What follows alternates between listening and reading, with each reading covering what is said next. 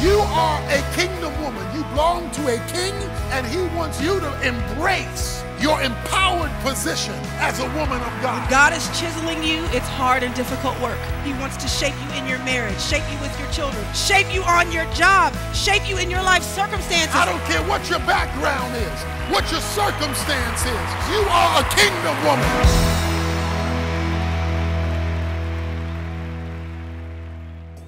You are not an accessory.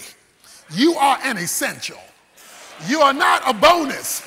You are critical to the program of God.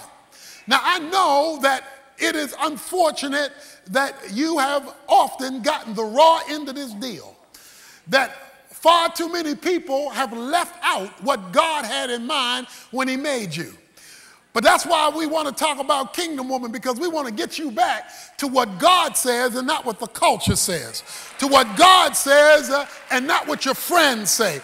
To what God says and not what some undisciplined male says. We want to give you God's perspective, and God says you are a kingdom woman. This kingdom woman concept has all kinds of possibilities, because it is designed to empower women to see that you're more than a maid, you're more than just an extra, you're more than just an add-on. You're essential. You're essential to the kingdom of God. You're essential to the purposes of God. And you're essential to yourself. And so the possibilities are endless for all that God can do with a woman who comes under the authority of the king.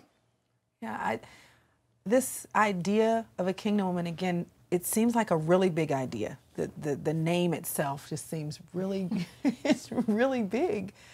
But I think what we have to remember is that we serve a really big God, and that when we trust his dreams for us, his visions for us, the places that he sees we can end up, and we just say yes, we just choose to live a life of worship, we just choose to submit ourselves to the process, that he'll do the hard hitting for us. Right. You know, and that's what we talked a little bit about when we talked about the three Marys, three regular women who God did big things with because they were just willing to say yes, willing to live a life of worship and marveling at God, and then willing to be and have a life of ministry to him.